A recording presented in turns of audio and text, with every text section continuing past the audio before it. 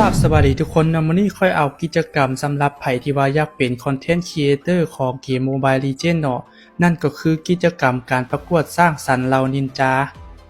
กิจกรรมตัวนี้ทุกๆประเทศสามารถเฮ็ดได้นะบ่ว่าจะเป็นลาวไทยอยู่โซนใดก็สามารถเฮ็ดได้คือกัน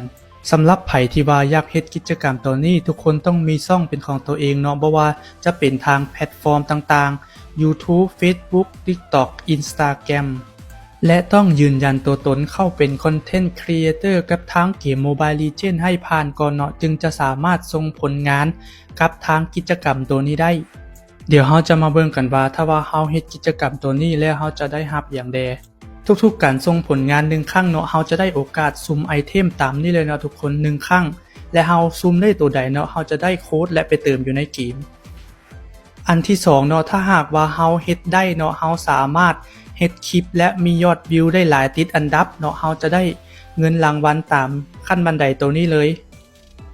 อันดับ1ทุกๆช่องทางเนาะจะได้เงินรางวัล 1,300 เหรียญอันดับ2จะได้ 1,000 เหรียญอันดับ3จะได้800เหรียญ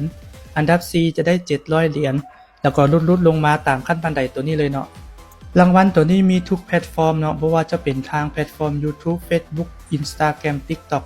ถ้าหากว่าเราเฮ็ดติดอันดับได้เนาะเราก็จะได้รับเงินรางวัลตามนี้เลยแต่ถ้าหากว่าเราเฮ็ดติดอันดับบ่ได้เนาะเราก็ยังจะสามารถได้รับเพชรอีกเนาะเพราะว่าเพิ่นยังมีการแจกเพชรอีก10ล้านเพชรเนาะทุกคนตามยอดวิวที่ว่าเราสามารถเฮ็ดได้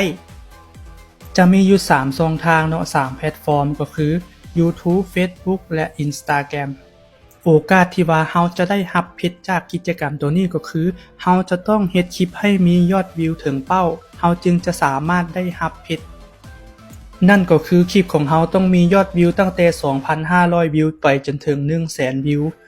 200,000 วิว 300,000 วิวเนาะเราจึงจะมีโอกาสแบบว่าได้รับเพชรหลายยิ่งยอดวิวสูงเราก็มีโอกาสที่จะได้รับเพชรหลายขึ้น